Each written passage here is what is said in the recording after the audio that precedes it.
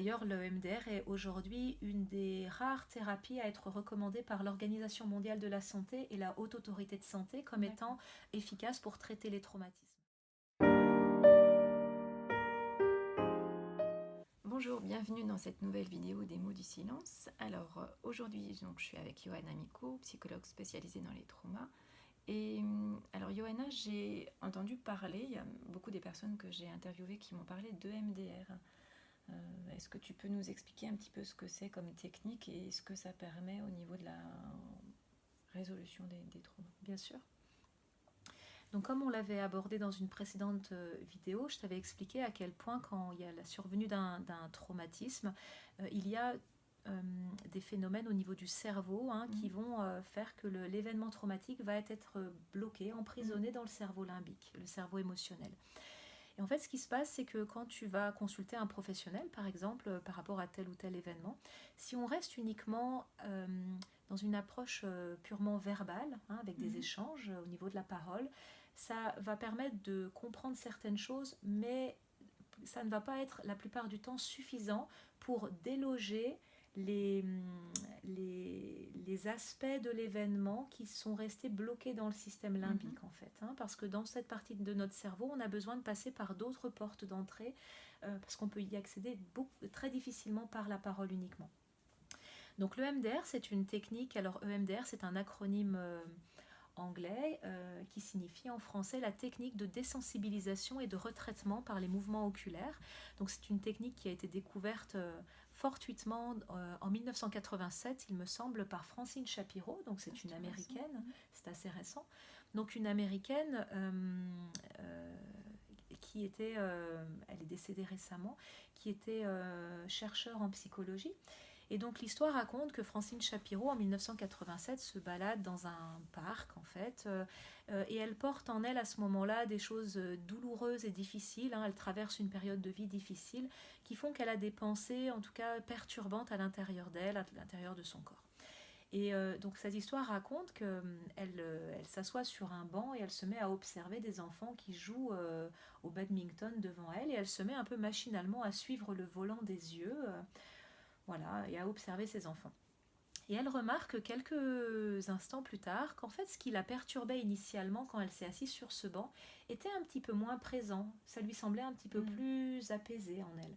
Et comme son travail c'était de faire de la recherche en psychologie, elle s'est questionnée sur est-ce qu'il y avait un lien entre ce qui était en train de se passer à l'intérieur d'elle et ce qu'elle était en train de faire, c'est-à-dire regarder et faire ses mouvements avec ses yeux.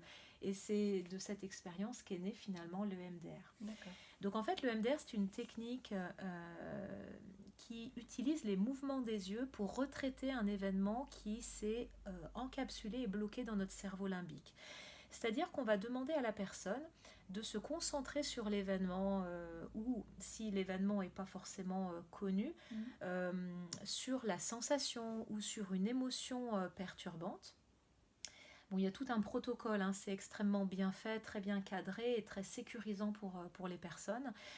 Donc après avoir recueilli l'anamnèse, après avoir préparé les personnes aussi, parce que voilà, il y a une phase l'anamnèse, c'est l'histoire, la phase où tu poses des questions. Voilà, où on essaye de mieux comprendre finalement ce qui se passe et ce qui sous-tend finalement les symptômes pour lesquels la personne vient nous voir.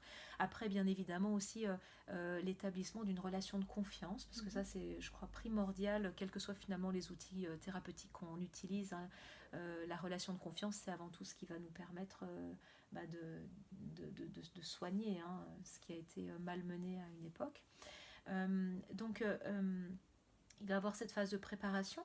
Et en fait, la technique en elle-même, la thérapie EMDR vise à que la personne se reconcentre sur un événement ou sur un morceau de l'événement difficile. Et on va utiliser les mouvements des yeux. Donc en gros, on va, avec nos doigts, lui demander de suivre nos doigts avec ses yeux, avec des mouvements rapides en fait. On va faire bouger les yeux des gens. Alors ça peut paraître un petit peu étrange, voire mystique quand on dit ça comme ça ou on le voit faire, alors qu'il n'y a rien de mystique. Il y a plein d'études scientifiques, médicales, au niveau des neurosciences qui montrent l'efficacité au niveau du cerveau de cette thérapie EMDR. D'ailleurs, le EMDR est aujourd'hui une des rares thérapies à être recommandée par l'Organisation mondiale de la santé et la Haute Autorité de santé comme étant efficace pour traiter les traumatismes. Pourquoi ? En fait, ce qui se passe quand on fait des mouvements des yeux, finalement, c'est des mouvements qu'on fait sans s'en rendre compte, mais toutes les nuits quand on dort. Je ne sais pas si tu as déjà observé quelqu'un qui dort, une personne ou un animal. Sous nos paupières, on a les yeux qui bougent, en fait, qui font des micro-mouvements. Et en fait, ces micro-mouvements ne surviennent pas à n'importe quel moment du sommeil. Ils apparaissent dans la phase de sommeil paradoxale, c'est-à-dire la phase de sommeil où on rêve. Et en fait, les rêves, à quoi ils nous servent ? Ils nous servent à digérer et à intégrer les événements, les apprentissages de notre journée, de les classer dans les bonnes cases de notre cerveau, d'évacuer finalement ce qui ne nous est pas utile et de conserver ce qui va nous l'être. Et ces micro-mouvements oculaires sont en fait ce qu'on va utiliser en EMDR pour aider ce qui n'a pas pu être digéré à l'époque parce qu'il est resté bloqué dans notre cerveau limbique à reproduire le système de digestion naturelle que notre cerveau aurait dû avoir à l'époque mais qu'il n'a pas pu parce qu'il y a eu cette surchauffe, cette sidération, cette dissociation dont on a déjà parlé. Donc finalement, une séance en EMDR, on va demander à la personne juste de se reconnecter. Il ne s'agit pas du tout de revivre l'événement, même s'il y a des moments, il peut bien sûr avoir des émotions ou des sensations, de nouveaux ressentis. Mais comme on a préparé la personne à faire face à ça, on a appris des techniques de stabilisation, de gestion émotionnelle, on peut faire des pauses à n'importe quel moment, c'est assez doux quand même pour la personne. En tout cas, il faut que ça le soit. L'idée, c'est pas du tout de revivre les choses et que la personne se sente plus mal en entrant en repartant qu'en entrant, évidemment. Donc en fait, la personne se reconcentre sur son événement et à des moments, on va lui demander de suivre nos doigts avec ses yeux. D'accord. Et donc il y a tout un protocole où on va aider le cerveau à évacuer finalement tout ce qui est associé à cet événement, les images, les sensations, les émotions, etc. Et donc finalement, une séance de MDR permet à la fin de pouvoir demander à la personne, par exemple, de se reconcentrer sur l'événement difficile. Et la personne va dire, par exemple, maintenant c'est étonnant parce que quand j'y repense, j'ai plus du tout cette boule dans le ventre, ou je peux même y repenser sans pleurer, sans m'effondrer. C'est un peu comme si j'avais l'impression que c'était derrière moi, que c'était un peu digéré. Ça donne vraiment la sensation d'avoir pris plus de recul avec l'événement.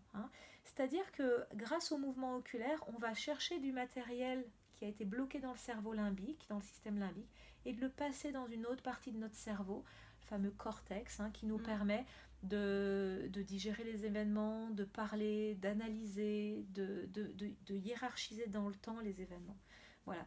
Donc la personne se sent beaucoup mieux en y repensant. L'événement restera toujours difficile, on ne va pas changer la nature de l'événement, mais par contre, l'impact que ça fait sur mon corps quand j'y repense ou quand j'en reparle n'est plus du tout le même en fait.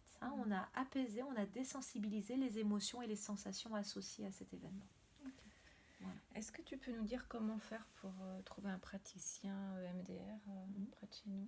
Alors il y a plusieurs écoles qui forment les professionnels à l'EMDR en France. Moi je conseille souvent aux personnes d'aller sur le site emdr-france.org. Donc il y a un annuaire au niveau de la France et même ailleurs des praticiens EMDR. Les gens ont aussi la possibilité d'écrire directement aux différentes écoles qui proposent des formations en EMDR pour trouver des praticiens. C'est important de trouver un praticien formé dans une école